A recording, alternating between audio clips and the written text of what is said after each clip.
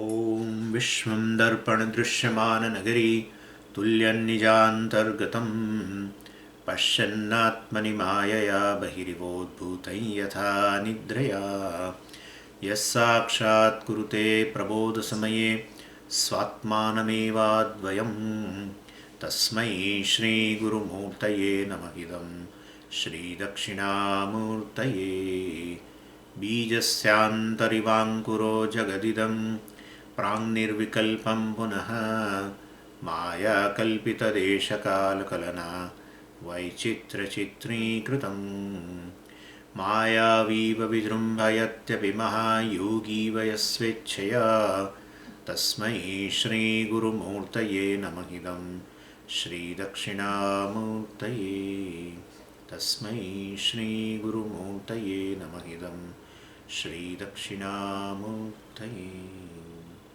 ॐ सहना भवतु सहनौ भुनक्तु सह वीर्यं करवावहै तेजस्विनावधीतमस्तु मा विद्विषावहै। ॐ शान्तिः शान्तिः शान्तिः। सदाशिवसमारम्भां शङ्कराचार्यमध्यमाम् अस्मदाचार्यपर्यन्तां वन्दे गुरुपरम्पराम्।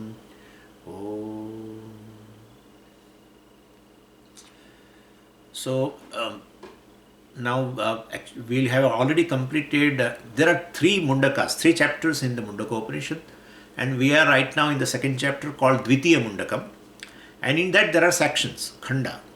So we have completed the first Khanda, the first section of the second chapter or the second Mundaka, and now we have to start, in fact we have started the second section also, but I am going to start from the beginning because a long time has gone in between. We might have forgotten also a few things. So let's take an account of the first section, as well as let us see the connection between the first and second section also. And both, in fact, this second chapter as such, the second Mundaka itself is most important chapter in the entire Mundakopanishad. And of course, both the sections of this second chapter are very, very important, and both are in fact complementary to each other. I will show you also.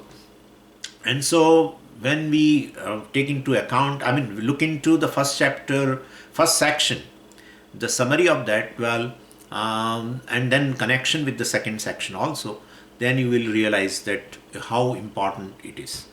So anyway, what we have discussed in the first section of the second chapter is that this whole creation has a cause. Cause is called Ishvara, and that that Ishvara, which is a cause of the entire creation, for that we have used four things. That Ishvara is one, the cause is one. In fact, the cause is one, and then cause is the essence of the entire creation. That cause is eternal, and cause is the Satyam, which cannot be negated. Naturally, cause cannot be negated. Cause will be eternal compared to the effect, and then cause will be the essence of being material cause, definitely the essence of the entire creation, and cause will be always one. So this is, so that Jagat Karanam Ishvaraha is Ekaha, it is the Saram, it is the essence, it is Satyam, and it is Nityam. And then compared to that Karanam and the effect, yes, all together are different types of attributes. Karanam is one, then effects are many, right? Karanam is Ekaha or Ekam, and the Karyas are many, Anekam. Karanam is Saram, definitely Karyam is no essence by itself. So asaram, you can say. So karyam, for that I can narrate four things like I have narrated for the karanam. So karyas are basically anekaha or anekani, let us say. And then karyam is asaram, and then karyam is anityam, naturally. Compared to the cause, the karya or the effect is definitely is non-eternal. It's anityam, and karyam can be always negated also, and therefore it is mithya, etc. compared to the Karanam. Karanam is Satyam, which is Abaditam. Karyam is one which is Badhitam, which can be negated also. So we call it as a, there we call Karanam as a Satyam, then Karyam can be called as a Mithya. And so Ishvara is a one which is the cause of this universe, and it is Ekam. So in all the varieties of the effects you see, you should find the cause, which should be one alone. The cause of these two things or cause of several things will be one alone. How to find that? But it is very fortunate that we are able to arrive at the cause that we have seen, of course, in the section 1, and which pervades all the effect, and which is Ekam, and that is that Ishvara, which is the Karanam of that, is existence principle, Sat principle, definitely. So Ishvara is one which is not away from the creation, and so he has created and he is away from the creation, then we cannot definitely find it. It is in and through the creation, and therefore, and then what is the thing which is common in all must be the cause of the thing, because it is Ekam, and therefore existence, the Sat principle, is the cause of the entire creation, which is the nature of Ishvara. So, and because it is a changeless, it is available in all, and it is Sara. If you take away existence from any effect, name and form basically, then nothing remains. So therefore that existence is the Sara, is the essence of every effect in the creation, and which is Nityam. Definitely it is eternal. Existence must be eternal, right? If existence comes to an end, where is the question of, so existence by the very word and the meaning of it reveals it is Nityam. And then Satyam, that cannot be negated also, and therefore that so the Ishvara, which is Jagat Karanam, which is Ekam, which is Saram, which is Nityam, which is Satyam, is this existence principle. It is called Sat. And it is a non-variable factor. Of course, it's a very abstract thing, it looks like, but it is changelessly present in all. Changelessly present in the past, in the creation, changelessly present in the present, and at least changelessly present will be in the future also. That existence principle is this Jagat Karanam, Ishvara. And so in this entire world, which are varieties of names and form, which is effect, which is ever changing, right, Anityam, etc., which is ever changing, you will find this existence as a changeless factor, which is the cause of the thing. And this is what we saw in section 1. This is just an essence of section 1. We have seen in detail there in the section 1 of the chapter 2. Now the same, the second, if I connect it with the second section now, then the same existence principle, which is Jagat Karanam, which is Ishvara, here that you will find in inert things as well as in a living beings also. But in inert thing you won't find that conscious principle. You won't find, means it is there, but it is not manifest. So when you come to the living beings, you will, Ishvara is not just available as a changeless existence principle. We have to add one more dimension of the Ishvara, and that is changeless consciousness principle also in a living being. And that the second section where we are entering now is going to focus on this Ishvara, which is Jagat Karanam, is going to focus as a consciousness principle. So section 1 and section 2 talks about Jagat Karanam Ishvara, but section 1 talks about the existence principle. Section 1 talks about existence principle, section 2 talks about this consciousness principle. And therefore these two both are connected. Both are connected in as much as both are talking about Ishvara, who is the Jagat Karanam. One section talks about an existence principle, second section talks about a consciousness principle. So we are going to focus on Ishvara now, because we are in section 2. So we are going to focus on Ishvara as a consciousness principle, and obtaining in all the living beings, and which is available in me also, right? And therefore, so this consciousness principle, because of which, I am conscious of all the surrounding. That consciousness principle, which is Jagat Karanam, is available as I, because I am consciousness. or I am conscious being, let's say. So the I is associated with the consciousness, and therefore that consciousness, which is Jagat Karanam Ishvara, is available in me as a I, and because of which, well, I am conscious of everything. I am conscious of surrounding, I am conscious of the world, and through the five sense organs, basically I am conscious of basic Shabda, Sparsha, Rupa, Rasa, Gandha.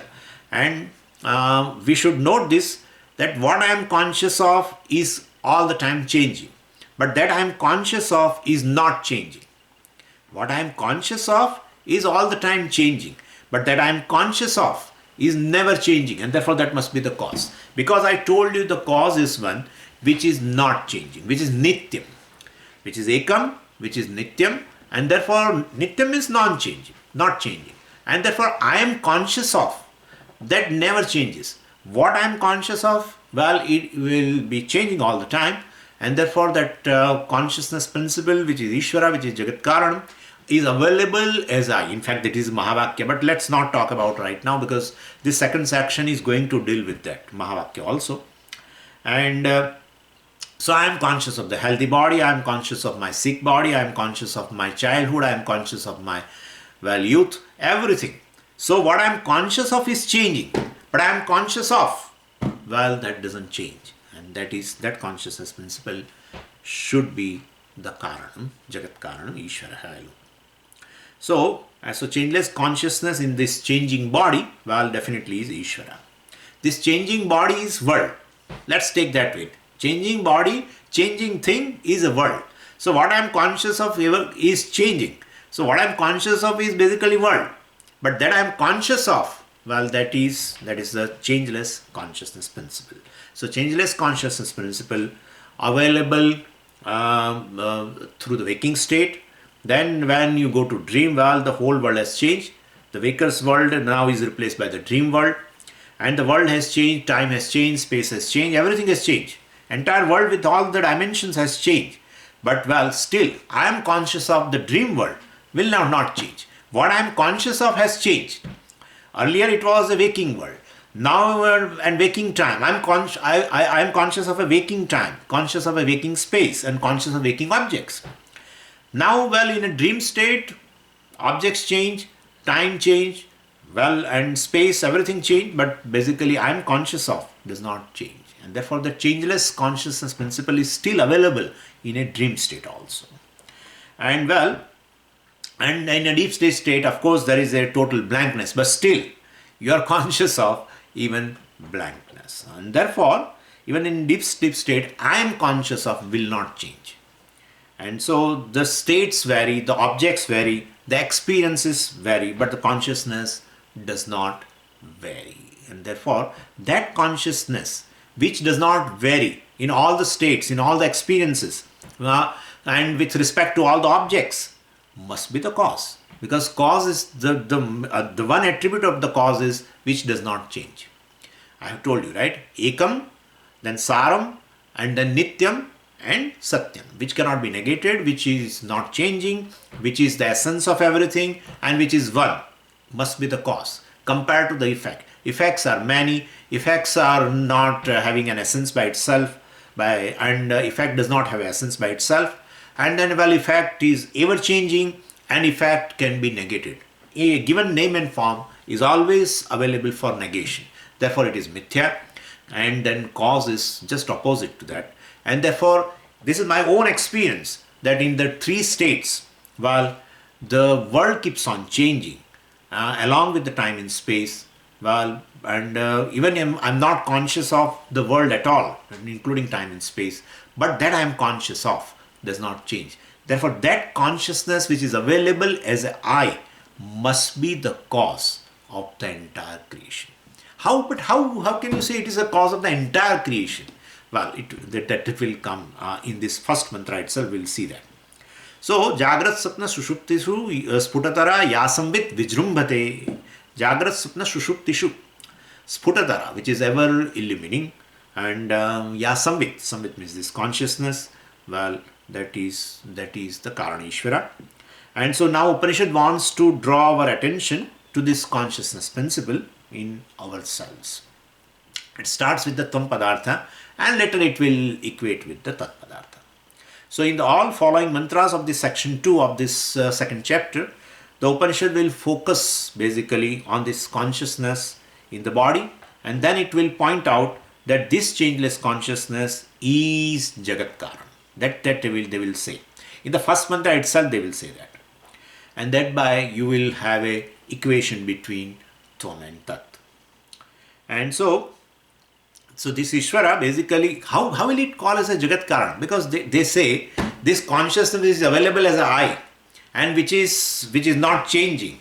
Well, that from that consciousness entire creation has come. Well, then that must be the Jagat Karan, and this is how they are going to equate. Please understand that. So basically the consciousness which does not undergo any change, which is available as an I, well, that from that consciousness all the names and forms have come, and therefore that consciousness is the cause of the entire world, and that is called Ishvara, and therefore the available as an I, which I generally call it as a Jiva, which is the direct meaning of the Tvam Padartha, and Tvam Pada is equated with the Tat Padartha, that is Ishvara, and that is how ultimately Tvam and Tat basically, one is Tvam is a Jiva and Tat means Ishvara, but basically Tvam is nothing but this consciousness alone, and that is the Lakshartha of a Tvam, and that is equated with this Ishvara, that the consciousness is the cause of the entire creation, and therefore it is the Lakshartha of Ishvara also is this consciousness, and therefore Tvam and Tat by Lakshartha, by the implied meaning, becomes one. So otherwise this Jiva is a creature and the Ishvara is a creator, and therefore they cannot be one.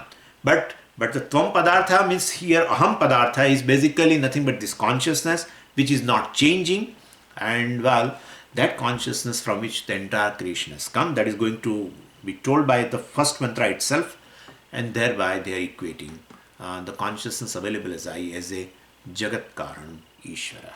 So this is a flow of this is a development of a topic here. Anyway, and so this consciousness, who is non-changing consciousness, who is appearing as the universe with different names and forms, just as one water appears. This is what the example, the simplest example is one water appears as a wave and the same water appears as an ocean.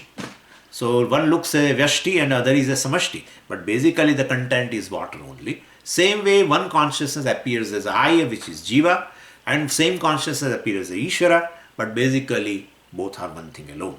And so one Ishvara alone appears as this cosmic, all the names and forms, and same consciousness appears as a Jiva also, and therefore Jivatma and Paramatma have their essence basically, and there is identity between them.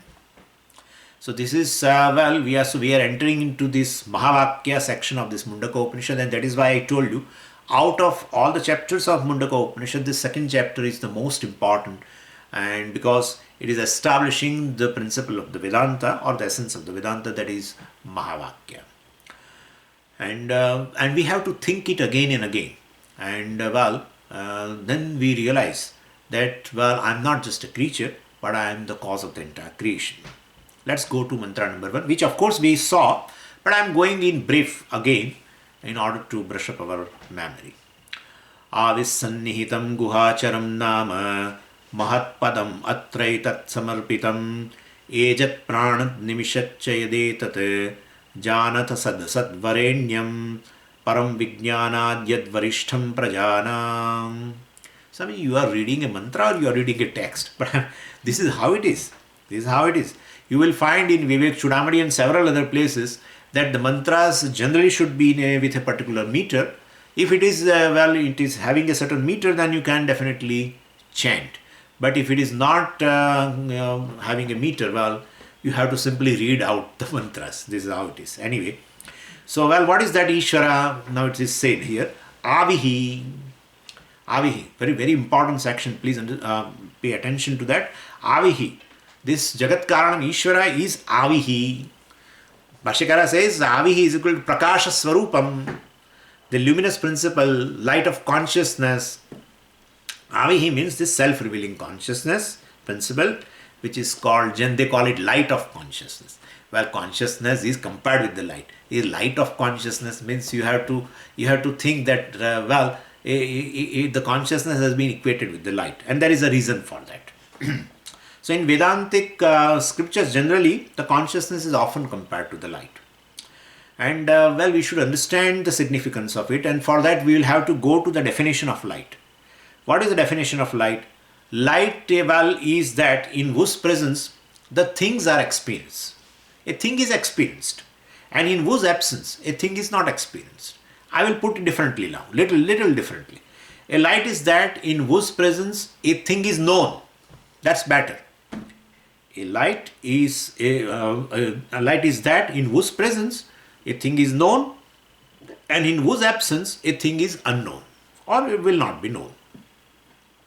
Like right now, you are experiencing me, right? And I am experiencing you. So basically, you basically take into account Swami. I take into account your bodies, but I don't take into account basically the light. I take it for granted. In fact, without light, you people will not be. I will not be able to experience all of you. I will not be able to know all of you, or you will not be able to know me also, in absence of the light, right? But I don't take into account. But anyway, you are able to experience me right now because of the light which is present here, and I am able to experience you or know you right now because of a light which is present. And therefore, basically, a light is a principle in whose presence a thing is known, thing is experienced, thing is illumined, all the same thing, and in whose absence a thing is not known, thing is not illumined, etc. Thing is not experienced, etc. So, now with this definition, we have to this same definition. If you want to compare consciousness with the light, then this definition of this light should be applied to consciousness also. Then only you can say consciousness is also light, and that's very much true. See, in Vedanta we have several lights. We in fact give a list of the lights, so many lights, but till we reach to the consciousness and understand that as a light, before that we'll start with few other things. And what are the lights available, luminaries available in the world? That is also enlisted in the Veda. That is not a subject matter of the Veda, but will gradually grow to understand that consciousness is a light. Well, what are the luminaries available because of which the world is experienced? Let's take in a gross way. The world right now is experienced because of what? I told you, the light, right? Maybe a lamp, a light of a lamp, light of a sun, or a light of any other, moon, etc. Or even our lightning, etc. Whatever.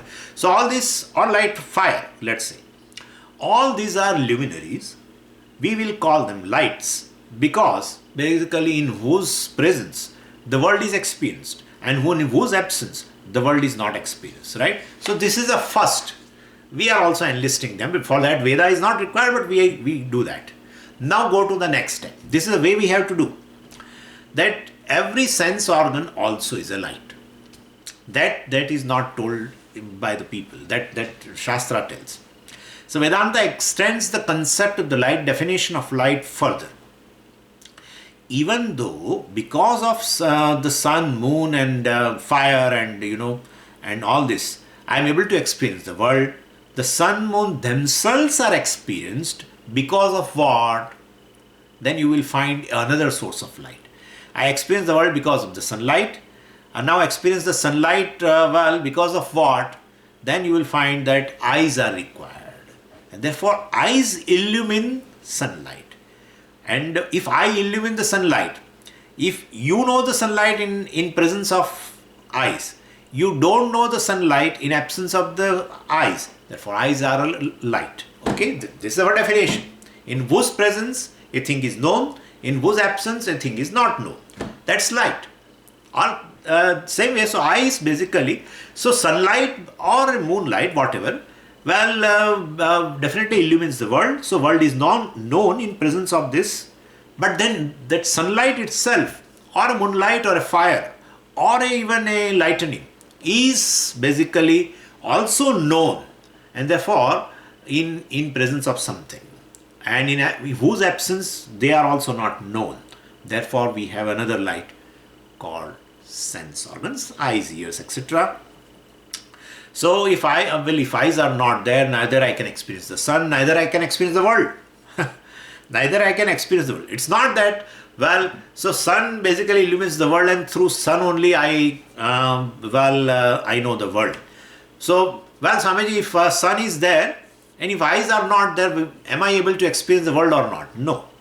And therefore, you are able to illumine the sun, you are able to illumine even the world also. You are the one, your eyes basically, your eyes are the one which illumine the sun, which illumine even the world also. And therefore, definitely eyes are, and in whose absence the sunlight is also not known and the world also is not known. And therefore, definitely our sense organ is a light. So we are basically coming to these figurative concepts that every sense organ is a light, because in its presence the world is experienced, the luminary is experienced. In the absence of the sense organs, the entire world is blacked out, including luminaries. And so Vedanta says, so not only the sun etc. are the light, sense organ are the light. That is where Vedanta has entered. Please understand this. This is where Vedanta enters, that this is called Pramanam. This is called Pramanam. What is ultimate light, or that also will be revealed by Vedanta. But then this is a gradual way of going to that source, basic source of the light. Now third, mind is even a greater light compared to sense organs, right? So Vedanta asks the question. We have to ask a question and get an answer. That's how it is. So this is, the sense organs themselves are able to experience their objects under what condition? When the mind is behind the sense organs, and because sense organ derive the power to illumine the world only if the mind is present, right? The mind is behind. So if mind is not behind, the eyes may be open, but you will not see. That's how I think they call in English as a blank look or something. So he is looking, but it's a blank look. So his eyes are there, and but he is not able to see. Even others also know that he is not seeing me. And therefore, because he is looking at him or her, whatever. But then they are not able to, illumine that object which is in front. And therefore, even the sense organs, so-called light, also require some other principle for illumination of them, and that is mind. So, and not only just eyes, ears, everything you can take. So if your mind is unfortunately not here right now, you will not be able to hear me, right? And therefore they say you are here but you don't hear. So that is how it is. You are right now here but you don't hear, because the ears are also there. Ears are present right now, but the mind is not backing up. And therefore, definitely sense organs also derive the light from the mind. Mind is present, sense organ illumines, right? Sense organ is illumined, let's say. In sense organ is known by the mind. Sense organ is illumined by the mind. Sense organ is experienced by the mind. And if mind is not behind it, sense organ is not known, etc. And therefore, mind is a greater light compared to sense organs.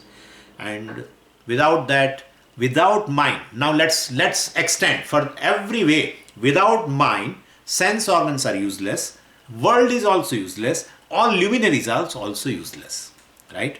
Nothing will be illumined if mind is not behind them.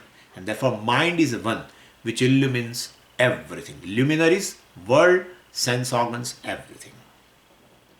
And that is, but give us some, is it a matter of our experience or not? It's a matter of your experience. Your deep sleep state reveals that, definitely mind is absent, nothing is illumined. Not the world, not luminaries, not sense organs, nothing is illumined when the mind resolves.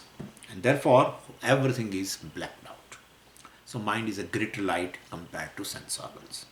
And now final question is, the mind itself, is the final light, or is there any other light behind that? If mind is known in whose presence and mind is not known in whose absence, then that must be the light. That's our definition. And well, the mind is known. And mind is known, and mind is known means your varieties of emotions are known. Basically, the emotions are coming and going. My statement, emotions are coming and going. How can I say that? How can I say that emotions are coming and going? If I ask you a question, how do you say a particular emotion comes and goes? Or right now that particular emotion has arisen, particular emotion has a certain intensity. All this, how do you say? Well, I know. Over. And that's over. Mind is no more a greater light, because there is something which illumines even the mind. Right? And therefore, basically, all the emotions that are there in the mind, well, they are also known. Therefore, there is some illuminator which illumines the mind. And in whose absence, well, mind is not illumined. And therefore, all our mental conditions, raga, dvesha, kama, krodha, all this, well, and well, they are also known. The problem only is that mind is a very intimate object. Any intimate object is taken as a subject. I always give an example of a spectacles. You see, the spectacles basically is an instrument, right? Spectacle is an instrument, but spectacle also is an object. When I'm looking at the spectacles like this in order to see whether there are some dust particles or not, right? And then I'm experiencing the spectacles. So that's an object. When I put it here, it's an instrument, right? To enhance my vision. So it's an instrument. But when it is there, well, I will take it as an object. When I put it here, well, it is taken as a part of subject. You will not say, Swamiji, you and your specs. You won't say that. So basically, so any instrument which is very intimate, it's an object basically. It is an object. But well, when it is intimate, it is considered as a part of subject. And that's how everybody does this mistake of taking the mind, which is really an instrument, which is an object, which is illumined by something else, while still it is taken as a subject. Very difficult to create a distance between mind and myself. But it's an object. In a waking state, mind is a instrument. In a deep sleep state, in a dream state, mind is object. Mind is object in a dream state, because whatever you experience in dream, whatever you experience like a tiger, you experience a thief, it is nothing but a thought. It is nothing but a thought. And therefore, even though it appears very real, but there is no real tiger, because the doors are closed. No thief can enter. So you experience them as just a thought, and that is mind. So what you experience in the dream, the entire dream world, well, is nothing but a mind. And the dream world you experience, that is an object of experience. But so mind is an object of experience in a dream state. Mind is an instrument in a waking state. You experience an external world with the help of the mind. We have seen that. The mind should be behind the sense organs, and then sense organ can illumine luminaries as well as the world. And therefore, definitely mind is an instrument.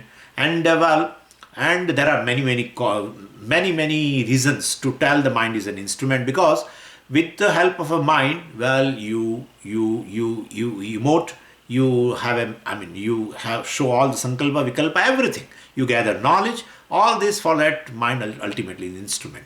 And also, you keep it aside. No person who utilize an instrument will utilize it for 24/7. And therefore, well, definitely, same way, the mind also utilized in a waking state, and in a deep sleep state, you keep it aside. Like a carpenter keeps aside, the chisel and everything, when he doesn't keep it all the time.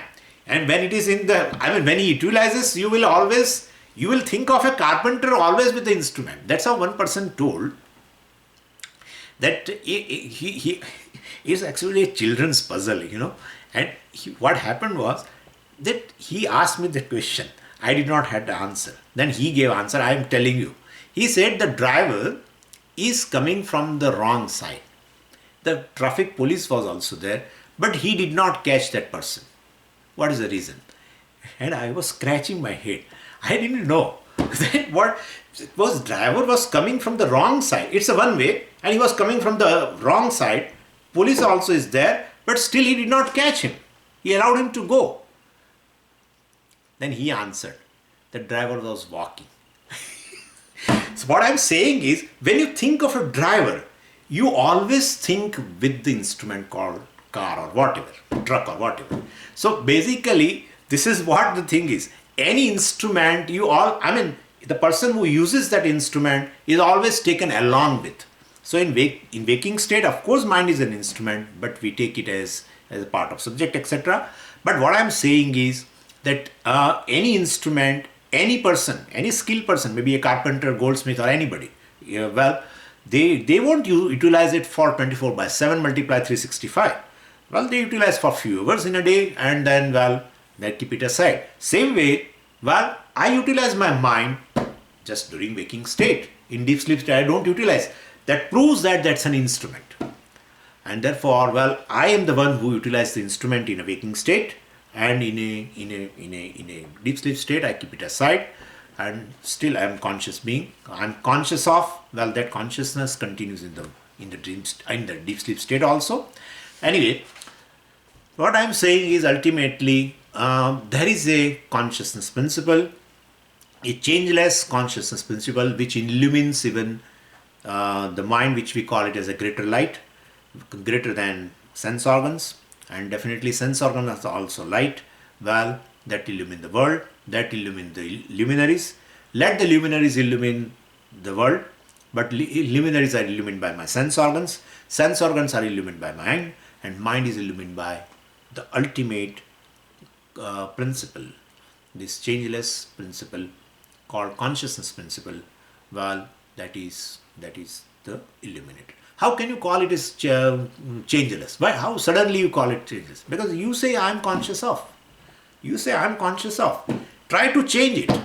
You are conscious of the mind. You are conscious of different emotions. Mind is continuously changing. But the illuminator of that mind is a changeless. Changeless. Try to find some that I am conscious of. I am conscious of a like. I am conscious of my hatred. I am conscious of anger. Try to find a difference between I am conscious of. Please try. I am conscious of hatred. I am conscious of this. I am varieties of emotions that I am conscious of. Try to find a change in the statement called I am conscious of. You won't be. Then that changeless principle, consciousness principle, is the cause. This is the fact that a changeless principle, consciousness principle, must be the cause. Cause never undergo a change. Effect undergoes a change. So changeless consciousness principle, revealing the changing thought, is called Avihi. The first word I am explaining of this mantra, Avihi. Avihi means this consciousness principle, which is changeless, revealing, illumining these changing thoughts, changing things, changing world, which is effect. Which is effect will be told later, but I am telling you in advance. And so in Vedanta we call consciousness the light of the lights. Jyotisham api tat jyotihi. In fact, in Mundakopanisad there is a whole section, very beautiful section. In fact, I told you before also that you really want to study a particular portion in an Upanishad, where that is this Swayam Jyoti Brahmanam. Very beautiful Brahmanam, and there Yagnivalkya revealed the nature of this consciousness as a light. Jyoti means a light. Swayam Jyoti is self-revealing, self-illumining. That's the final. No one illumines the consciousness. Everything is illumined by the consciousness. Consciousness is not illumined by anything else. And therefore, consciousness is self-revealing. And therefore, everything is revealed by the consciousness. So the prime or primary or original, light of all lights is this consciousness called Avihi in this mantra. And if that is there, mind can serve as a light, can work as an illuminator, illumines the sense organs. If ultimately the consciousness is there, then these sense organs also can illumine the world. Sense organs can illumine the luminaries also, external luminaries. So basically, that is the consciousness is responsible for all so-called illuminators. And that has been told very beautifully this mantra will come here also, later it is coming, and it is there in other Upanishads also, very very famous mantra which we use it while doing a Karpurati, etc. Na tatra suryo bhati na chandra tarakam nema vidyuto bhanti kutoya magnihi tameva bhantam anubhati sarvam tasya bhasa sarvamidam vibhati. Sarvamidam vibhati. Everything shines, everything is illumined. Well, tasya bhasa. Well, by that particular, by the light of this consciousness, everything is. And tat shubram jyotisham jyotihi. That is also coming in this section itself later. Tat shubram jyotisham jyotihi. It is the jyoti, it is the light of jyotisham, of all the lights. Jyotish word is there. Sakaranta word is there. And well, the sixth case is jyotisham.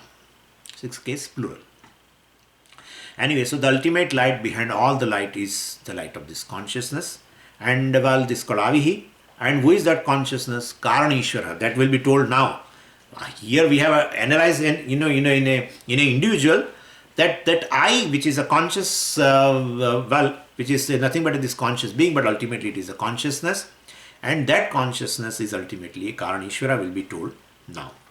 And so, here it says here that Avihi Sannihitam. This Jagat, this Avihi, this consciousness principle is Sannihitam. Sannihitam is intimately available, which we cannot miss at all. And also, nobody can miss I.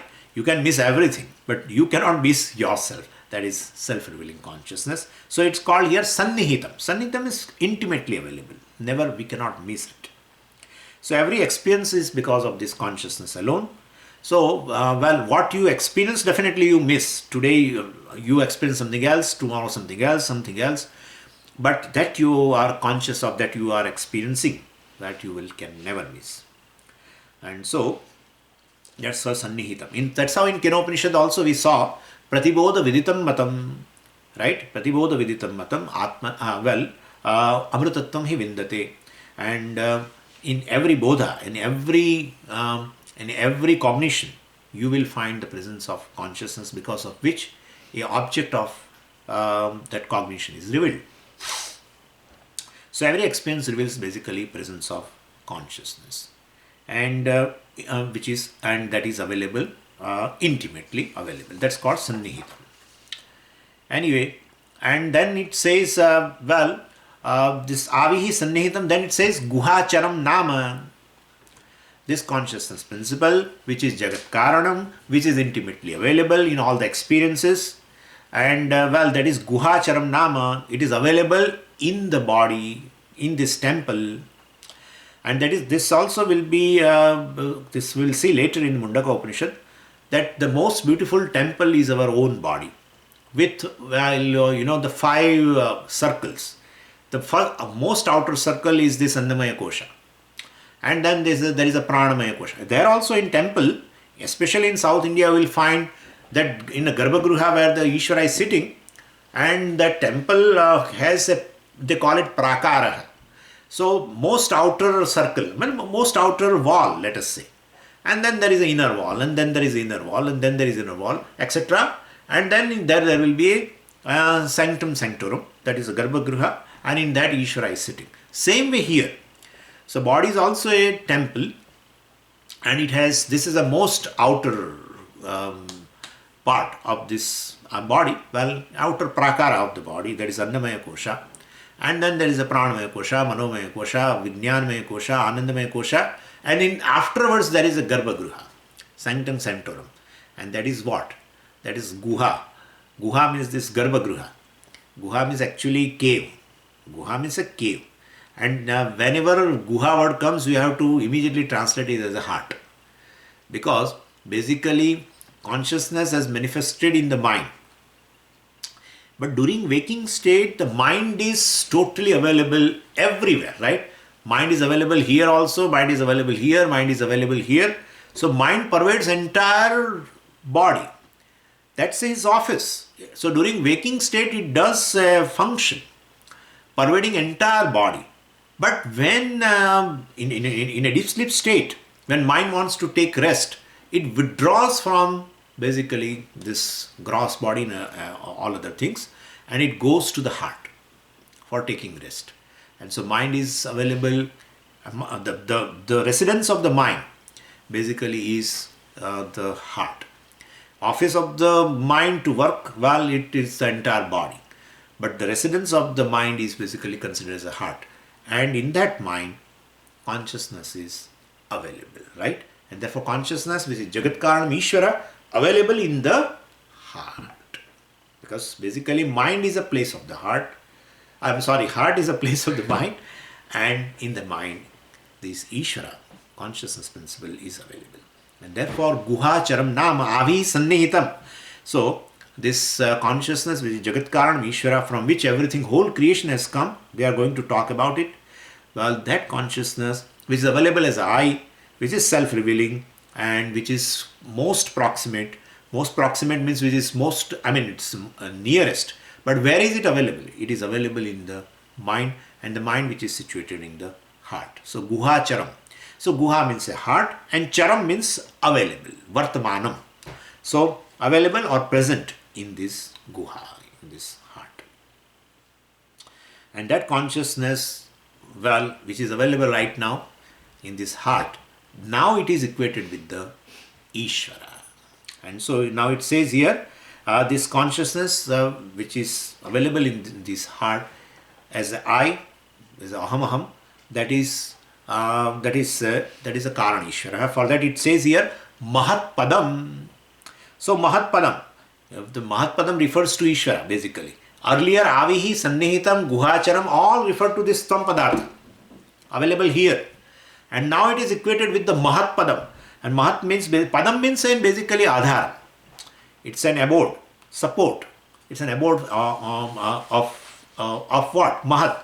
Mahat means basically this vast universe. So basically Mahat Padam means it is a support, it is Ashraya, it is abode of entire universe.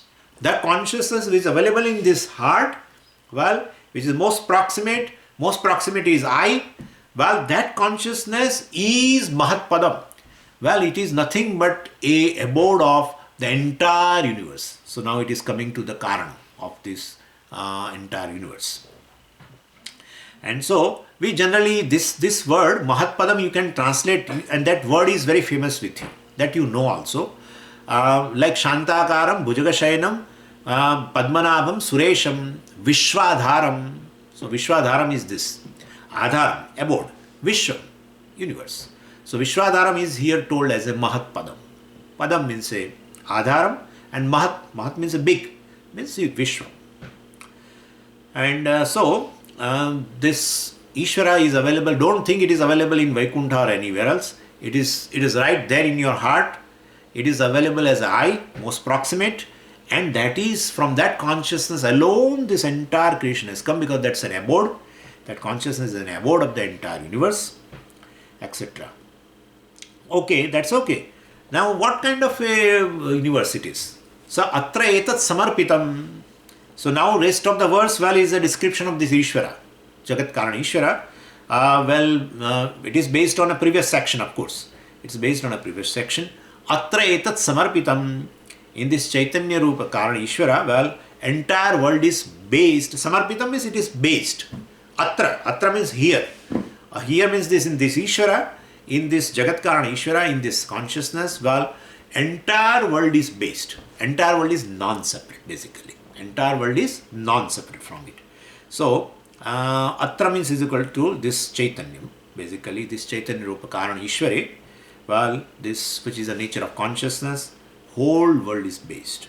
And what is the definition of this world? Names and forms. So all the names and forms are based, are non-separate from this consciousness which is available in this heart, and it's the most proximate, which is available as I, non-changing, etc. So this is see how both the things are equated. Tvam and Tat are equated here. So the world of names and forms basically is this world.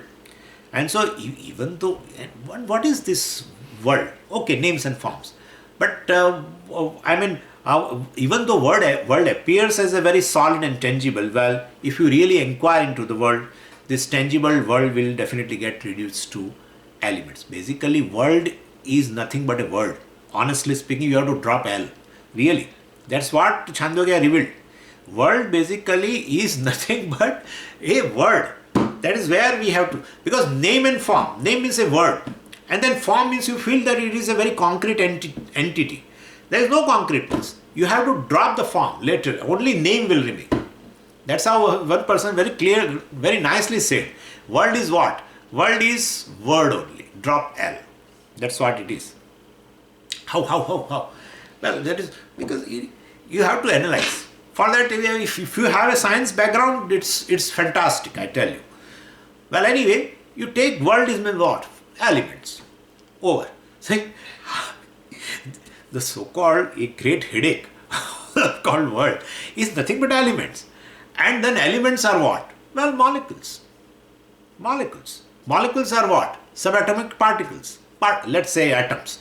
Atoms means what? Subatomic particles. Subatomic particles means what? Every particle is ultimately, we call it as an energy, because they themselves are not clear. They say whether it is a particle or energy, we are not sure.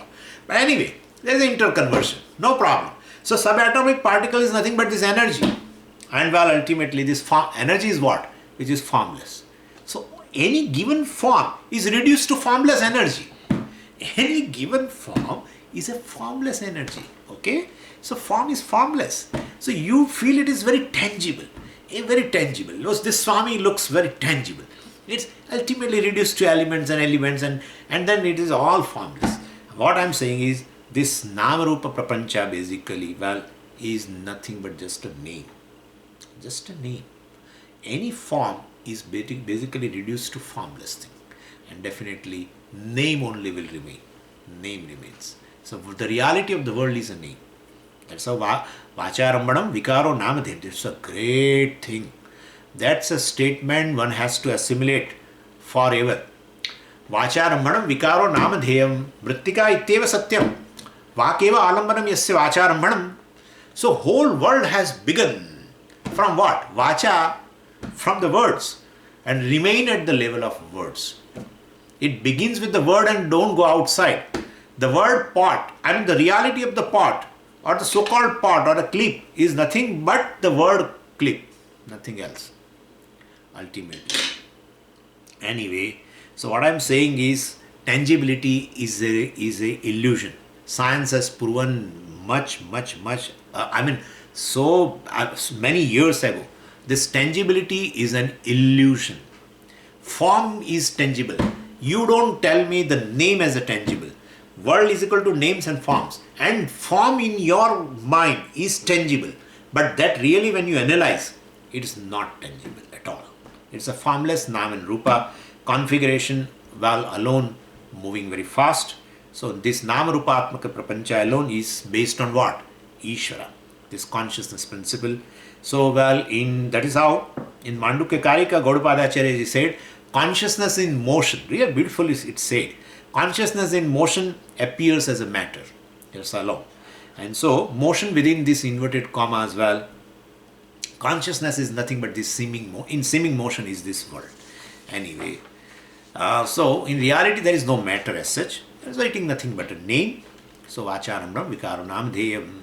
Anyway, and we take several examples. I don't want to remind you again and again about the examples, all the names and forms and all this ring and bangle and all several times you have heard. You are tired of that, I know, and therefore I don't want to give you example. Name and form is not tangible, that is for sure. Anyway, and so what is the nature of that name Namarupa Prapancha? Well, it consists of varieties of the things and beings, and generally a sample is given, right? And because several names and forms. So well, you cannot narrate everything here. So they give some sample. What it is? He says Ejat in mantra. It is said Ejat. Ejru company means to shake. Now Ejat is a group of living beings. Let's take here, because part of the world they are giving examples. So Ejat means the creatures or the living beings which shake, means which fly. So we have to take Ejat means all, as Bhashakara nicely says, Pakshadi. Paksha means all like all birds, and they are flying beings. Then Pranat means all breathing ones. So means Manusha. all are breathing, but now we have to make a separation. So Ajat means all flying beings, birds, insects, etc. And then Pranat means basically all these breathing ones. So Manushya, etc., human being, etc. Nimishat means those living beings which have got eyelids, so which can close and open the eyelids. Blinking ones, you can say, because there are certain non-blinking ones also, right? Like fish, etc. I'm sure fish don't have that eyelid. Anyway, so some of them are blinking, some of them are non-blinking. You have to take all because they are just giving an example. So entire creation, right? So out of that they give few examples here. Anyway, so all these living beings who are located, all of them are located in Ishvara. Who are living on land, who are living in sea, who are living in the space, Akasha, etc. All you have to consider, and they are all located in Yatra Etat Samarpitam. They are all non-separate from Ishvara. What is that Ishvara? Which is consciousness. Where is that consciousness? Oh, I is that consciousness. Oh, so I am the Jagat Karanam, basically. In me, all are non-separate. All are non-separate from me. I am Jagat Karanam, Ishvara. Atra Etat Samarpitam. And here it says Sadasat. Also they have said Yad Etat Janatha. We have to drop it for some time. We'll skip that word right now. We'll take that word Sadasat. Sadasat means this visible creation, the tangible creation, as well as the intangible, visible, invisible part of the creation. Shankaracharya ji says Murtam and Amurtam. See, Sat means Murtam. Like you take me, my body. So the body which you see right now is called Sat. It's a tangible part. But there is an intangible part right now which you are not able to see. Is invisible for you. Intangible. That is mind. Right? And therefore, the Sadasat, for the creation they say here, for the world they have said Sadasat. Means Murtam and Amurtam. Means tangible and intangible, visible and invisible. Entire thing has to be. This is how Shastra describes world. Sadasat. Characharam, etc. You might have heard these kind of words. So basically, Murtam and Amurtam. So basically, and invisible, visible and invisible, all the things are of course together as a part of the creation. And so Sukshma Prapancha, Sthula Prapancha, you can say, or the gross body and subtle body, gross Prapancha, the gross creation, subtle creation, all this is included in this Satasat, which is nothing but all these names and forms, of course. And what is that? Varishtham is all description of basically the world, which is nothing but a non-separate from Ishvara. Or Ishvara alone appears in this, all the forms. Anything which is non-separate, right? You see the pot is non-separate from this clay. So then I can say clay alone appears as names and forms. This pot, etc. So anyway, Varishtham is the greatest thing in this universe. Because, so this Characharam Jagat or Sadasat Jagat, basically is Varishtham, is the greatest. Why it is greatest? You are right now saying it is non-tangible and all that, and now you are saying it is greatest. Yeah, because it's Atrayatat Samarpitam. It is non-separate from consciousness, which is Ishvara. And therefore Ishvara alone appears as this. When I say pot is basically, is Atrayatat Samarpitam, pot is non-separate from the clay, then clay alone appears in this form. And therefore, Varishtham means the greatest, because Ishvara is a Karanam. Karanam is greater compared to the effect. So, Ekam, Saram, Nityam, Satyam, etc. We have seen that. So, there is only worthy thing in this creation is this Ishvara alone, because that alone has appeared in all these names and forms. Names and forms are basically non-separate from it. They are not tangible. They are just words. So, that is told here, Ishvara alone has appeared in the form of this creation. Anyway, further we have to see, and that Ishvara is a goal of life, etc. Well, we'll see that tomorrow, and day after tomorrow. Om Purnamadav Purnamidam Purnat Purnamudachyate Purnasya Purnamadaya Purnameva Vashishyate. Om Shanti Shanti Shanti. Hari Om Shri Gurubhyo Namaha. Hari Om.